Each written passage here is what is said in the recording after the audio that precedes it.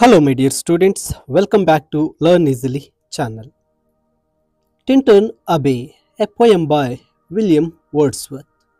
ಈ ಒಂದು ವಿಡಿಯೋದಲ್ಲಿ ನಾವು ಈ ಟಿಂಟನ್ ಅಬೆ ಪೊಯಮ್ ನಾವೊಂದು ಸಮರಿಯನ್ನ ಡಿಸ್ಕಸ್ ಮಾಡೋಣ. ಇಲ್ಲಿ ಮೈ ಡಿಯರ್ ಸ್ಟೂಡೆಂಟ್ಸ್, ವಿಲಿಯಂ ವರ್ಡ್ಸ್ವರ್ತ್ ರವರು ದ ನೇಚರ್ ಪೊಯೆಟ್ ಅಂತಕ್ಕಂಥದ್ದು ನಮಗೆಲ್ಲರಿಗೂ ಗೊತ್ತಿದೆ.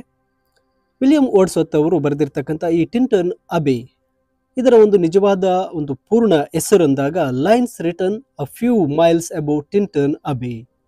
ಈ ಒಂದು ಪದ್ಯವನ್ನ ವಿಲಿಯಂ ವರ್ಡ್ಸ್ವರ್ತ್ ರವರು ಅವರು ಒಂದು ಟೂರ್ನಲ್ಲಿ ಆ ಟಿಂಟನ್ ಅಬೆಗೆ ಮತ್ತೆ ರಿವಿಸಿಟ್ ಹೋಗ್ತಾರೆ. ಅಂದರೆ ಆ ಟಿಂಟನ್ ಅಬೆ ಅಂತಕ್ಕಂಥದ್ದು it is on the bank of the way. ಆ ವೇ ಅಂತಕ್ಕಂತಹ ಒಂದು ನದಿಯ ಮೇಲೆ ಇರ್ತಕ್ಕಂಥ ಸ್ಥಳ ಆಗಿದೆ. ಅದಕ್ಕೆ ಅವರು ಟೂರ್ ಹೋದಾಗ ಮತ್ತೆ 5 ವರ್ಷಗಳ ನಂತರ ರಿವಿಸಿಟ್ ಮಾಡ್ತಾರೆ. ಅದು ಜುಲೈ 13, 1798 ಅಲ್ಲಿ ಆ ಒಂದು ಸ್ಥಳಕ್ಕೆ ಹೋದಾಗ ವಿಲಿಯಂ ವರ್ಡ್ಸ್ವರ್ತ್ ರವರು ಆ ಟಿಂಟನ್ ಅಬೆಯ ಸುತ್ತಲಿನ ನೈಸರ್ಗಿಕ ಸೌಂದರ್ಯವನ್ನು ನೋಡಿದಾಗ ಆ ಪ್ರಕೃತಿಗೆ ಅವರು ಆಕರ್ಷಿತರಾಗ್ತಾರೆ. ಅವರ ಮನಸ್ಸು ಮತ್ತು ಅವರ ವಿವೇಚನಾಶೀಲವಾಗಿರ್ತಕ್ಕಂತಹ ಕಣ್ಣುಗಳು ತನ್ನ ಯೌವನದಲ್ಲಿ ತಪ್ಪಿಸಿಕೊಂಡಂತಹ ಆ ಪ್ರಕೃತಿಯ ಸೂಕ್ಷ್ಮವಾದಂತಹ ಒಂದು ಅಟ್ರಾಕ್ಷನ್ಸ್ ಏನಿದೆ ಅಂತಕ್ಕಂಥದ್ದನ್ನು ಆ ಒಂದು ಪ್ರಕೃತಿಯನ್ನು ನೋಡ್ತಾರೆ. ಮತ್ತು ಆ ಪ್ರಕೃತಿಯೊಂದಿಗೆ ಆಳವಾಗಿ ಬೆರೀತಾ ಈ ಒಂದು ಪದ್ಯ ಟಿಂಟನ್ ಅಬೆಯನ್ನು ಬರೀತಾರೆ.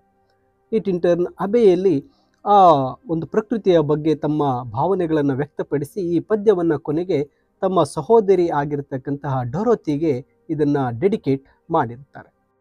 ಅಂದರೆ ಇಲ್ಲಿ 5 ವರ್ಷಗಳ ನಂತರ ವಿಲಿಯಂ ವರ್ಡ್ಸ್ವರ್ತ್ ರವರು ಆ ವೇ ನದಿಯ ದಡದಲ್ಲಿರ್ತಕ್ಕಂತಹ ಟಿಂಟನ್ ಅಬೆ ಎಂಬ ಅದೇ ಸ್ಥಳಕ್ಕೆ ಅವರು ಭೇಟಿ ನೀಡ್ತಾರೆ. 5 ವರ್ಷಗಳ ನಂತರವೂ ಅವರು ಅದೇ ರೀತಿಯ ಜಲಪಾತಗಳು, ಬಂಡೆಗಳ ಕೆಳಗೆ ಬೀಳುವಂತಹ ನೀರಿನ ಒಂದು ಸೌಮ್ಯವಾದಂತಹ ಸೌಂಡ್ ಮತ್ತು ಆ ಒಂದು ದೃಶ್ಯಗಳನ್ನು ಮತ್ತು ಆ ಶಬ್ದವನ್ನು ಕೇಳ್ತಾರೆ. ಅದು ಅವರ ಕಿವಿಗೆ ಒಂದು ರೀತಿಯಂತಹ ಪ್ಲೆಸೆಂಟ್ನೆಸ್ಸನ್ನು ನೀಡುತ್ತೆ, ಆಹ್ಲಾದಕರವನ್ನು ನೀಡುತ್ತೆ. ಕಲ್ಲಿನ ಇಳಿಜಾರುಗಳು ಮೊದಲಿನಂತೆಯೇ ತುಂಬ ಭವ್ಯವಾಗಿ ಸುಂದರವಾಗಿ ಕಾಣ್ತಾ ಇರುತ್ತೆ. ಆ ಸ್ಥಳದ ಪ್ರಶಾಂತತೆಯು ಅವರ ಮನಸ್ಸಿನಲ್ಲಿ ಅದು ಒಂದು ರೀತಿ ರಿಫ್ಲೆಕ್ಷನ್ ಪ್ರತಿಧ್ವನಿಸ್ತಾ ಹೋಗ್ತಾ ಇರುತ್ತೆ. ಆಕಾಶವು ಸಹ ಮೊದಲಿನಂತೆ ಶಾಂತವಾಗಿರುತ್ತೆ. ಒಟ್ಟಾರೆಯಾಗಿ ಆ ಟಿಂಟನ್ ಅಬೆಯ ಸುತ್ತಲಿನ ಒಂದು ಏಕಾಂತತೆ ಮತ್ತು ಆ ಸೌಂದರ್ಯ ಅವರ ಮನಸ್ಸಿಗೆ ಒಂದು ಶಾಂತಿಯನ್ನು, ನೆಮ್ಮದಿಯನ್ನು ನೀಡುತ್ತೆ. ಸೆಕೆಂಡ್ ಸ್ಟ್ಯಾನ್ಸಾಗೆ ಬಂದ ಈ ಒಂದು ಸಾಲುಗಳಲ್ಲಿ ವಿಲಿಯಂ ವರ್ಡ್ಸ್ವರ್ತ್ ರವರು ಸಿಕಾಮೋರ್ ಮರದ ಕೆಳಗೆ ನಿಂತು ಸುತ್ತಲಿನ ಗುಡಿಸಲುಗಳು, ಹಣ್ಣಿನ ತೋಟಗಳನ್ನು ನೋಡ್ತಾರೆ. ಆ ಮರಗಳೆಲ್ಲ ಹಣ್ಣುಗಳಿಂದ ತುಂಬಿದೆ. ಆ ಸುತ್ತಮುತ್ತಲಿನ ದಟ್ಟವಾದಂತಹ ಆ ಸಸ್ಯಗಳು ಹಸಿರು ಎಲೆಗಳಿಂದ ತುಂಬಿ ಹೋಗಿದೆ. ಮರಗಳು ವಿಶಾಲವಾಗಿ ಹೆಸರಿನಿಂದ ಬೆಳೆದು ನಿಂತಿದೆ. ಆ ಸೀನ್ ಎಲ್ಲವೂ ಸಹ ಒಂದು ರೀತಿ ಹಸಿರಿನಿಂದ ತುಂಬಿದೆ. ಅವರು ಬೇಲಿಗಳನ್ನು ನೋಡ್ತಾರೆ. 5 ವರ್ಷಗಳು ಕಳೆದಿದ್ದರೂ ಸಹ ಆ ಒಂದು ಭೂಪ್ರದೇಶ ಏನೂ ಬದಲಾಗಿಲ್ಲ ಅಂತ ಅಂದ್ಕೋತಾರೆ. ಗುಡಿಸಲುಗಳು ಹೊಗೆ ಹೊರ ಹಾಕ್ತಕ್ಕಂಥ ಚಿಮಣಿಗಳಿಂದ ಕಂಡು ಬಂದಿದೆ. ಗುಡಿಸಲುಗಳು ಆ ಮರಗಳ ನಡುವೆ ಅಡಗಿಕೊಂಡಿರೋದ್ರಿಂದ ಹೊಗೆಯು ಆ ಎತ್ತರದ ಮರಗಳ ನಡುವಿಂದ ಹೊರಬರಂತೆ ತೋರ್ತಾ ಇದೆ. ಆ ದೊಡ್ಡದಾದಂತಹ ಮೈದಾನಗಳು, ಹುಲ್ಗಾವಲುಗಳು ಅಲ್ಲಿ ಮೊದಲಿನಂತೆ ಇದೆ. ಇಡೀ ಪ್ರದೇಶವು ಒಂದು ದೊಡ್ಡ ಮೌನ ಆವರಿಸಿದೆ ಅಂತ ಹೇಳ್ತಾರೆ. ನಂತರದ ಒಂದು ಸಾಲು ಇಲ್ಲಿ ಕಾಡಿನಲ್ಲಿ ತಮ್ಮ ಪ್ರಾಣಿಗಳನ್ನು ಮೇಯಿಸುವ ಅಲಮಾರಿ ಕುರುಬರು ಕಾಣ್ತಾರೆ. ಅಲ್ಲದೆ ತಮ್ಮ ನಿರ್ಜನ ಗುಹೆಗಳಲ್ಲಿ ಏಕಾಂತ ಜೀವನವನ್ನು ನಡೆಸುವ ಸನ್ಯಾಸಿಗಳು, ಹರ್ಮಿಟ್ಸ್ ಇಲ್ಲಿ ಇರ್ತಾರೆ. ರಾತ್ರಿಯ ಕತ್ತಲನ್ನು ಹೋಗಲಾಡಿಸಲು ಮೇಣದ ಬತ್ತಿಗಳನ್ನು ಮಾತ್ರ ಅಲ್ಲಿ ಅವರಿಗೆ ಬೆಳಕು ನೀಡುತ್ತೆ. 5 ವರ್ಷಗಳ ಹಿಂದೆ ಆ ಸ್ಥಳವನ್ನು ಸುಂದರವಾಗಿ ಮಾಡಿದಂಥ ಅಂಶಗಳು ಈಗಲೂ ಹಾಗೆಯೇ ಇರೋದನ್ನು ಕವಿ ಕಂಡು ಆಶ್ಚರ್ಯಪಡ್ತಾರೆ. ಈ ಚಿತ್ರಣದ ಪ್ರಭಾವ ಎಷ್ಟು ಚೆನ್ನಾಗಿತ್ತು ಅಂದರೆ ಅವರು ನಗರಕ್ಕೆ ಹೋದ ನಂತರವೂ ಈ ಒಂದು ಸೌಂದರ್ಯ, ಪ್ರಕೃತಿ ಅವರನ್ನು ನೆನಪಿಸ್ತಾ ಇತ್ತು. ನಗರ ಜೀವನದ ಒತ್ತಡದಿಂದ ಭಾರವಾದಾಗ ವಿಲಿಯಂ ವರ್ಡ್ಸ್ವರ್ತ್ ಅವರು ಸಮಾಧಾನ ಮತ್ತು ಸಂತೋಷಕ್ಕಾಗಿ ಈ ನೆನಪುಗಳನ್ನು ಮತ್ತು ಈ ಒಂದು ದೃಶ್ಯಗಳನ್ನು, ಈ ಸ್ಥಳದ ನೆನಪುಗಳನ್ನು ಅವರು ಮತ್ತೆ ಮತ್ತೆ ನೆನಪು ಮಾಡ್ಕೊಳ್ತಾ ಮನಸ್ಸನ್ನು ಸಮಾಧಾನ ಮಾಡ್ಕೊಳ್ತಾ ಇದ್ರು ಅಂತ ಹೇಳ್ತಾರೆ. ನೆಕ್ಸ್ಟ್ ಸ್ಟ್ಯಾನ್ಸಾಗೆ ಬಂದಾಗ ಇಲ್ಲಿ ಕವಿ ಹೇಳ್ತಾ ಇರ್ತಕ್ಕಂಥದ್ದು 5 ವರ್ಷಗಳ ನಂತರ ಅವರ ಮನಸ್ಸು ಬದಲಿಸಿದೆ. ಅವರು ಈಗ ಹೆಚ್ಚು ಆಳವಾಗಿ ಚಿಂತಿಸುವ ಸಾಮರ್ಥ್ಯವನ್ನು ಹೊಂದಿದ್ದಾರೆ. ಮತ್ತು ಅವರ ಯೌವನದಲ್ಲಿ ಅವರು ಪ್ರಕೃತಿಯನ್ನು ನೋಡೋದ್ರಿಂದ ಅಪಾರ ಸಂತೋಷವನ್ನು ಪಡೆದರು. ಆ ಅನುಭವ ಒಂದು ರೀತಿ ಆಳವಾಗಿತ್ತು. ಮತ್ತು ಈಗ ಅವರ ಒಂದು ಆತ್ಮ ಪ್ರಕೃತಿಯ ನಡುವಿನ ಬಾಂಧವ್ಯವನ್ನು ಸಂಪೂರ್ಣವಾಗಿ ಬಹಿರಂಗಗೊಂಡಿರಲಿಲ್ಲ. ಈಗ ಪ್ರಕೃತಿ ವಿವಿಧ ಮುಖಗಳು ಅವರನ್ನು ಒಂದು ರೀತಿ ಸೌಮ್ಯ ಮತ್ತು ಆಕ್ರಮಣಶೀಲವಾಗಿ ಪ್ರಭಾವಿಸಲು ಪ್ರಾರಂಭಿಸಿವೆ. ಅವರ ಮನಸ್ಸು ನೋವುಗಳನ್ನು ಗುಡಿಪಡಿಸಿ ದುಃಖವನ್ನು ನಿವಾರಿಸ್ತಾ ಇವೆ. ಅವರ ಆತ್ಮ ಮತ್ತು ಪ್ರಕೃತಿಯ ಸಂಗಮ ಅವರ ತೊಂದರೆಗೊಳಗಾದ ಮನಸ್ಸಿಗೆ ಸಾಂತ್ವನ, ನೆಮ್ಮದಿ ಮತ್ತು ಶಾಂತಿಯನ್ನು ತಂದಿದೆ ಅಂತ ಹೇಳ್ತಾರೆ. ಮುಂದಿನ ಸಾಲು, ಇಲ್ಲಿ ಪ್ರಕೃತಿಯ ಸೌಂದರ್ಯ ಮತ್ತು ಅದರ ಹಿತವಾದಂತಹ ಲಕ್ಷಣಗಳು ಸುತ್ತಮುತ್ತಲಿನ ಒಂದು ಭೂಮಿಯ ದೃಶ್ಯವನ್ನು ಆನಂದಿಸುವ ವ್ಯಕ್ತಿ ಮನಸ್ಸಿನಿಂದ ಚಿಂತೆ ಮತ್ತು ಆತಂಕಗಳನ್ನು ದೂರ ಮಾಡ್ತವೆ. ನಿಧಾನವಾಗಿ ಅವರು ಸಂಪೂರ್ಣ ವಿಶ್ರಾಂತಿಯ ಸ್ಥಿತಿಯನ್ನು ತಲುಪ್ತಾರೆ.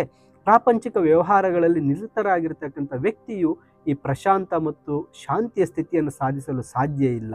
ಆಂತರಿಕ ಮನಸ್ಸು ನಿಜವಾದ ಸಾಮರಸ್ಯ ಮತ್ತು ಸಂತೋಷವನ್ನು ಅನುಭವಿಸುತ್ತೆ ಅಂತ ಹೇಳ್ತಾರೆ. ಇಲ್ಲಿ ವರ್ಡ್ಸ್ವರ್ತರವರು ದೈನಂದಿನ ಜೀವನದ ಒತ್ತಡವನ್ನು ಉಲ್ಲೇಖಿಸ್ತಾರೆ. ಅಲ್ಲಿ ಜನರು ತಮ್ಮ ಜೀವನಕ್ಕಾಗಿ ಹೆಣಗಾಡ್ತಾ ಇದ್ದಾರೆ, ಮತ್ತು ತುಂಬ ಕಷ್ಟಗಳನ್ನು ಅನುಭವಿಸ್ತಾ ಇದ್ದಾರೆ. ಅದು ಹೃದಯಕ್ಕೆ ಭಾರವಾಗಿ ಕಾಡುತ್ತೆ. ಅಂತಹ ಕ್ಷಣಗಳಲ್ಲಿ ಕವಿ ಪ್ರಕೃತಿಯ ಮಡಿಲಲ್ಲಿ ಆಶ್ರಯನ ಪಡೀತಾರೆ. ಅವರು ವೇಯ್ ನದಿಯ ದಡಕ್ಕೆ ಹೋಗ್ತಾರೆ. ಅಲ್ಲಿ ಸುತ್ತಮುತ್ತಲಿನ ಪ್ರದೇಶಗಳು ಶಾಂತ ಮತ್ತು ಪ್ರಶಾಂತವಾಗಿದೆ. ಅವರು ಸಮೀಪದ ಕಾಡುಗಳಲ್ಲಿ ಅಲೆದಾಡ್ತಾರೆ, ಮತ್ತು ಅವರು ಬಳಿದ ಆತ್ಮದ ಮೇಲೆ ಅದರ ಪರಿಣಾಮ ಗುಣಪಡಿಸುವ ಮತ್ತು ದೀರ್ಘಕಾಲದವರೆಗೆ ಉಳಿಯುವಂತಿದೆ ಅಂತ ಹೇಳ್ತಾರೆ.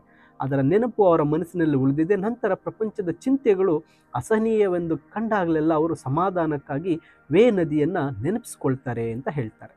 ನೋಡಿ, ಇಲ್ಲಿ 5 ವರ್ಷಗಳ ನಂತರ ಕವಿ ತಮ್ಮ ಜೀವನದಲ್ಲಿ ಸ್ಥಿರರಾಗಿದ್ದಾರೆ. ಯುವಕನಾಗಿದ್ದಾಗ ಆ ಬೆಟ್ಟಗಳು, ಕಾಡುಗಳು, ನದಿಯ ಸುತ್ತ ಅಲೆದಾಡಿ ಸೌಂದರ್ಯವನ್ನು ಆನಂದಿಸ್ತಾ ಇದ್ದಂಥ ಹಿಂದಿನ ವರ್ಷ ಅವರ ವರ್ಷಗಳನ್ನು ನೆನಪಿಸ್ಕೊಳ್ತಾರೆ. ಆದರೆ ಆಗ ಅವರ ಪ್ರಕೃತಿಯನ್ನು ವೀಕ್ಷಿಸುವುದರ ಒಂದು ಪ್ರಯೋಜನಗಳನ್ನು ಅಂದಾಜು ಮಾಡಲು ಅವರು ವಿಫಲರಾಗಿದ್ದರು. ಹಿಂತಿರುಗಿ ನೋಡಿದಾಗ ತಾವು ಎಷ್ಟು ದೊಡ್ಡ ಅವಕಾಶವನ್ನು ಕಳೆದುಕೊಂಡಿದ್ದೇವೆ ಅವರು ಅಂತ ಹೇಳ್ತಾ ಇದ್ದಾರೆ. ನಂತರ ಅಂದರೆ ಇಲ್ಲಿ ಕವಿ ತನ್ನ ಯೌವನದಲ್ಲಿ ಒಬ್ಬ ಅಲೆದಾಡುತ್ತಾ ಆ ಭೂದೃಶ್ಯದ ಮೂಲಕ ಹೋಗ್ತಾ ಇದ್ರು, ಆ ಸೌಂದರ್ಯವನ್ನು ನೋಡ್ತಾ ಇದ್ರು. ಆಗ ಅವರು ಅಷ್ಟು ಸೂಕ್ಷ್ಮವಾಗಿ ಗಮನಿಸಿರಲಿಲ್ಲ. ಅವರು ಕೇವಲ ಹಳ್ಳಗಳು, ನದಿಗಳು, ಬಂಡೆಗಳು ಮತ್ತು ಕಾಡನ್ನು ಆನಂದಿಸಿದ್ರು. ಈ ದೃಶ್ಯಗಳು ಅವರಿಗೆ ಬಹಳಷ್ಟು ಸಂತೋಷವನ್ನು ನೀಡಿದ್ರು. ಆ ಅನುಭವವು ಉನ್ನತ ಮಟ್ಟದಲ್ಲಿ ಇರಲಿಲ್ಲ. ಪ್ರಾಣಿಗಳ ಅಸ್ತಿತ್ವ, ಮಾನವನ ಅಸ್ತಿತ್ವದ ಸೂಕ್ಷ್ಮತೆಗಳ ಬಗ್ಗೆ ಅವರಿಗೆ ಏನೂ ಸಹ ಹೊಂದಿರಲಿಲ್ಲ. ಹಾಗೆ ಕವಿ ನಡಿಗೆಯು ಮನಸ್ಸು ಮತ್ತು ಬುದ್ಧಿಯ ಉತ್ತಮ ಅಂಶಗಳಿಂದ ದೂರವಾಗಿತ್ತು ಅಂತ ಹೇಳ್ತಾರೆ. ನಂತರದ ಒಂದು ಸ್ಟ್ಯಾನ್ಸಲ್ಲಿ ತಮ್ಮ ಯೌವನದಲ್ಲಿ ಪ್ರಕೃತಿಯನ್ನು ಗಮನಿಸುವುದು, ಅವರ ಆಳ ಸಂಪತ್ತನ್ನು ಒಂದು ಹೆಚ್ಚು ಅವರು ಆನಂದಿಸುವುದು ಯಾವುದೇ ಒಂದು ರೀತಿ ದೂರವಾಗಿತ್ತು ಅಂತ. ಮತ್ತು ಇದರ ಪರಿಣಾಮವಾಗಿ ಆ ಅನುಭವ ಅತ್ಯಂತ ಆಹ್ಲಾದಕರವಾಗಿದ್ದರೂ ಕೂಡ ಅದು ಆಳವಾಗಿರಲಿಲ್ಲ. ಪ್ರಕೃತಿಯಲ್ಲಿರ್ತಕ್ಕಂತಹ ಒಂದು ಗುಪ್ತ ಒಂದು ಮೋಡಿಗಳು ಆಗ ಅವರು ಅದನ್ನು ಗುರುತಿಡಿಲಿಲ್ಲ. ಸಂತೋಷದ ವಿಷಯ ಅಂದರೆ ಆ ಒಂದು ದಿನಗಳು ಮುಗಿದೋಗಿವೆ. ಅವರು ಈಗ ಪ್ರಕೃತಿಯನ್ನು ವಿಶಾಲವಾದ ದೃಷ್ಟಿಕೋನದಿಂದ ನೋಡ್ತಾ ಇದ್ದಾರೆ ಮತ್ತು ಅದರ ಸೌಂದರ್ಯ, ಮೋಡಿ ಮತ್ತು ಸಾಂತ್ವನ ನೀಡುವ ಸಾಮರ್ಥ್ಯವನ್ನು ನೋಡಲು ಅವರಿಗೆ ಒಂದು ರೀತಿ ಅವಕಾಶ ಸಿಕ್ಕಿದೆ. ಕವಿ ಪ್ರಕೃತಿಯ ಶಕ್ತಿಯನ್ನು ಅರ್ಥ ಮಾಡ್ಕೊಂಡಿದ್ದಾರೆ. ಅವರು ಈ ಪ್ರಕೃತಿಯ ಅಪಾರ ಶಕ್ತಿ ಮತ್ತು ಅದರ ಒಂದು ಅಭಿವ್ಯಕ್ತಿಗಳನ್ನು ಅನುಭವಿಸ್ತಾ ಇದ್ದಾರೆ. ಮತ್ತು ಒಂದು ಮಾನವನು ಸೊಕ್ಕಿನ ಮಾನವನನ್ನು ಸಲೀಸಾಗಿ ಶಿಕ್ಷಿಸ್ಬೋದು ಅಂತ ಕೂಡ ಹೇಳ್ತಾರೆ. ಆದರೆ ಇಲ್ಲಿ ಪ್ರಕೃತಿ ಒಂದು ರೀತಿ ಸೌಮ್ಯ ಮತ್ತು ಹಿತಕರವಾಗಿದೆ. ಅದು ಸಂತೋಷವನ್ನು ತುಂಬುತ್ತೆ, ವೀಕ್ಷಕರ ಮನಸ್ಸಿನಲ್ಲಿ ಉನ್ನತ ವಿಚಾರಗಳನ್ನು ಪ್ರೇರೇಪಿಸುತ್ತೆ. ಸೂರ್ಯಾಸ್ತವಾದಾಗ ಮತ್ತು ನೀಲಿ ಆಕಾಶ, ಸಾಗರಗಳ ವಿಶಾಲ ವಿಸ್ತಾರದಲ್ಲಿ ಅದು ತನ್ನನ್ನು ತಾನು ಅನಾವರಣಗೊಳಿಸಿದೆ. ವಾಸ್ತವವಾಗಿ ಪ್ರಕೃತಿ ಈ ಒಂದು ವೈಭವಗಳಲ್ಲಿ ಸೇರಿದೆ. ಪ್ರಕೃತಿಯನ್ನು ಗಮನಿಸೋದರಿಂದ ಸೂರ್ಯಾಸ್ತ ಮತ್ತು ಬೃಹತ್ ಆಕಾಶ ಮತ್ತು ಸಾಗರದಲ್ಲಿ ಕವಿ ಮನಸ್ಸನ್ನು ಸಂತೋಷಪಡಿಸಬಹುದು ಅಂತ ಹೇಳ್ತಾರೆ. ಇಲ್ಲಿ ಕವಿ ಪ್ರಕೃತಿಯ ಸೌಂದರ್ಯದ ಒಂದು ಪವರ್ನ ಬಗ್ಗೆ ಮಾತಾಡ್ತಾ ಇದ್ದಾರೆ. ಸೂರ್ಯಾಸ್ತ, ಗಾಳಿ, ಹುಲ್ಲುಗಾವಲುಗಳು, ಕಾಡುಗಳಂತಹ ಪ್ರಕೃತಿಯ ಅನೇಕ ಮುಖಗಳು ವೀಕ್ಷಕರನ್ನು ಪ್ರಕೃತಿ ಕಡೆಗೆ ಆಕರ್ಷಣೆ ಮಾಡುತ್ತೆ ಅಂತ ಹೇಳ್ತಾ ಇದ್ದಾರೆ. ಮತ್ತು ಚಿಂತನೆ ಮಾಡುವಂತೆ ಅವು ಪ್ರೇರೇಪಿಸ್ತವೆ. ತಾನು ವಯಸ್ಸಾದ ನಂತರವೂ ತನ್ನ ಅಂತರಾತ್ಮವು ಪ್ರಕೃತಿಯ ಆಕರ್ಷಣೆಗಳಿಗೆ ಅದರ ಸುತ್ತಲೂ ಸೇರಿಕೊಂಡಿರುತ್ತೆ ಅಂತ ಕವಿಯಲ್ಲಿ ಹೇಳ್ತಾ ಇದ್ದಾರೆ. ಈ ಕವಿ ವಿಲಿಯಂ ವರ್ಡ್ಸ್ವರ್ತರವರು ಪ್ರಕೃತಿ ತನ್ನ ಜೀವನದ ಸ್ನೇಹಿತ, ತತ್ವಜ್ಞಾನಿ, ಮಾರ್ಗದರ್ಶಿ ಅಂತ ಹೇಳ್ತಾರೆ. ಪ್ರಕೃತಿ ತನ್ನ ಒಂದು ಅಸ್ತಿತ್ವವನ್ನು ತನ್ನ ಒಂದು ಜೀವನಾಡಿಯಾಗಿದೆ ಪ್ರಕೃತಿ ಅಂತ ಹೇಳ್ತಾರೆ. ಪ್ರಕೃತಿಯು ಒಂದು ರೀತಿ ಪುನಶ್ಚೇತನಗೊಳಿಸುವ ಪವರ್ ಪ್ರಕೃತಿಗೆ ಇದೆ ಅಂತ ಹೇಳ್ತಾ ಇದ್ದಾರೆ. ತನ್ನ ಜೀವನದಲ್ಲಿ ಎಲ್ಲವೂ ಶಾಶ್ವತವಾದ ಉನ್ನತ ಸಂತೋಷಗಳು ತನ್ನ ಸುತ್ತಲಿನ ಪ್ರಕೃತಿಯನ್ನು ನೋಡುವುದರಿಂದ ಬಂದಿದೆ ಅಂತ ಹೇಳ್ತಾರೆ. ಇಲ್ಲಿ ವಿಲಿಯಂ ವರ್ಡ್ಸ್ವರ್ತ್ ಅವರು ತಮ್ಮ ಸಹೋದರಿ ಡೊರೋತಿಯನ್ನು ಪರಿಚಯಿಸ್ತಾರೆ. ತಾನು ತನ್ನ ಸಹೋದರಿ ಡೊರೋತಿಯೊಂದಿಗೆ ಅಲೆದಾಡ್ತಾ ಇದ್ದೆ ಪ್ರಕೃತಿಯಲ್ಲಿ ಅಂತ ಹೇಳ್ತಾರೆ. ಮತ್ತು ಅವರು ತನ್ನ ಸಹೋದರಿ ತನ್ನ ಪ್ರೀತಿಯ ಸ್ನೇಹಿತೆ ಅಂತ ಇಲ್ಲಿ ಹೇಳ್ತಾರೆ. ಅವರು ಡೊರೋತಿಯ ಧ್ವನಿ ಮತ್ತು ಅವರ ಕಣ್ಣುಗಳ ಬಗ್ಗೆ ಮಾತಾಡ್ತಾರೆ. ಅವರು 5 ವರ್ಷಗಳ ಹಿಂದಿನಂತೆಯೇ ಅದೇ ಮೋಡಿಯನ್ನು ಹೊರಸೂಸುತ್ತೆ. ಆಗ ತಾನು ಪ್ರಕೃತಿಯನ್ನು ನೋಡಿದ ರೀತಿಯನ್ನು ಕವಿ ನೆನಪಿಸ್ಕೊಳ್ತಾರೆ. ಅವರು ತನ್ನ ಸಹೋದರಿಯಲ್ಲಿ ತನ್ನ ಹಿಂದಿನ ವ್ಯಕ್ತಿತ್ವವನ್ನು ನೋಡಬಹುದು ಅಂತ ಹೇಳ್ತಾರೆ.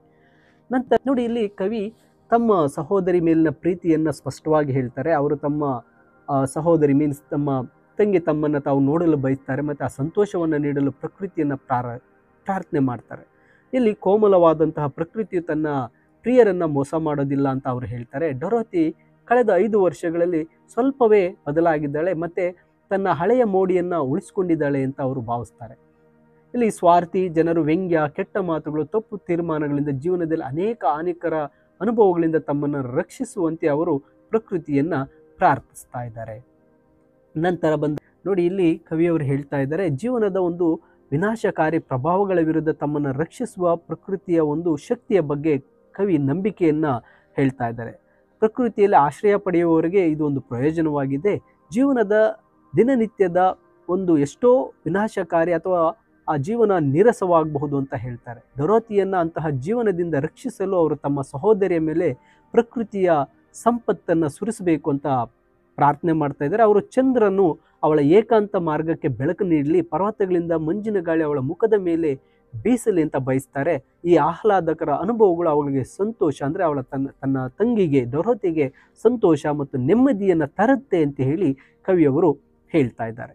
ನಂತರ ನೋಡಿ, ಈ ಒಂದು ಸಾಲುಗಳಲ್ಲಿ ಕವಿ ತನ್ನ ಮನಸ್ಸು ತನ್ನ ಸಹೋದರಿ ಡೊರೋತಿಯ ಮೇಲಿನ ಪ್ರೀತಿಯಿಂದ ತುಂಬಿ ಹೋಗಿದೆ.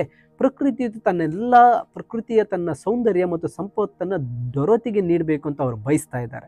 ಇದರಿಂದ ಅವಳ ಮನಸ್ಸು ಮತ್ತು ಅದರ ಎಲ್ಲ ಒಂದು ದೃಶ್ಯಗಳು, ಶಬ್ದಗಳ ಭಂಡಾರ ಆಗಿದೆ ಆ ಪ್ರಕೃತಿ. ನಂತರ ಏಕಾಂತ, ಭಯ, ನೋವು ಮತ್ತು ದುಃಖಗಳಂತಹ ಜೀವನದ ಎಲ್ಲ ತೊಂದರೆಗಳನ್ನು ನಿವಾರಿಸಲು ಈ ಪ್ರಕೃತಿಯ ಸೌಂದರ್ಯದ ನೆನಪುಗಳನ್ನು ಬಳಸ್ಕೊಳ್ಬಹುದು ಅಂತ ಅವರು ಹೇಳ್ತಾರೆ. ಇಲ್ಲಿ ಸಾವು, ಅಂದರೆ ವಿಲಿಯಂ ವರ್ಡ್ಸ್ವರ್ತ್ ರವರು ಸಾವು ತನ್ನನ್ನು ಅವಳಿಂದ ದೂರ ಮಾಡಿದರೆ ಅವರು ಪ್ರಕೃತಿಯ ಈ ಒಂದು ಸುಂದರವಾದ ಆಹ್ಲಾದಕರವಾದ ಅನ್ವೇಷಣೆಗಳ ನೆನಪುಗಳ ಸಹಾಯದಿಂದ ಅವರು ತಮ್ಮನ್ನು ನೆನಪಿಸಿಕೊಳ್ಬೇಕೆಂತ ಹೇಳಿ ವಿಲಿಯಂ ವರ್ಡ್ಸ್ವರ್ತ್ ರವರು ಬಯಸ್ತಾ ಇದ್ದಾರೆ.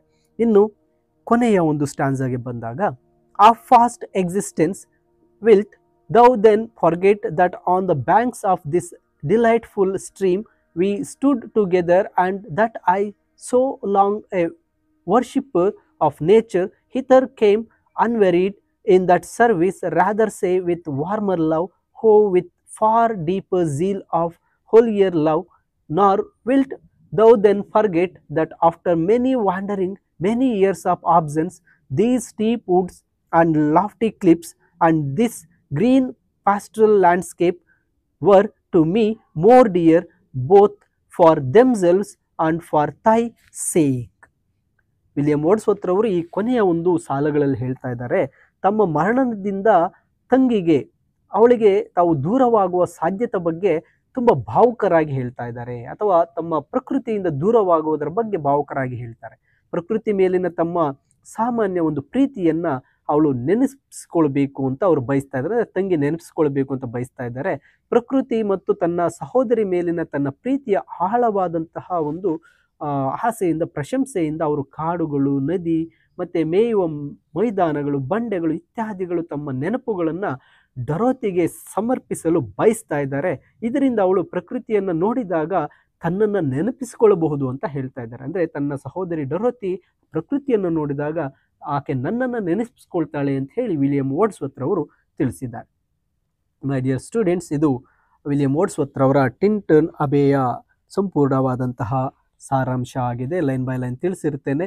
ಮತ್ತು ಇದರ ಸಮರಿಯ PDF ವಿಡಿಯೋದ ಡಿಸ್ಕ್ರಿಪ್ಷನ್ನಲ್ಲಿದೆ, ನೀವು ಡೌನ್ಲೋಡ್ ಮಾಡಿಕೊಳ್ಳಬಹುದಾಗಿರುತ್ತೆ. ಹೆಚ್ಚಿನ ವಿಡಿಯೋಗಳಿಗಾಗಿ ತಪ್ಪದೆ ಲರ್ನ್ ಈಸಿಲಿ ಚಾನಲನ್ನು ಸಬ್ಸ್ಕ್ರೈಬ್ ಮಾಡಿ, ನಿಮ್ಮ ಸ್ನೇಹಿತರಿಗೂ ಸಹ ವಿಡಿಯೋನ ಶೇರ್ ಮಾಡಿ, ಲೈಕ್ ಮಾಡಿ. Thank you for watching this video.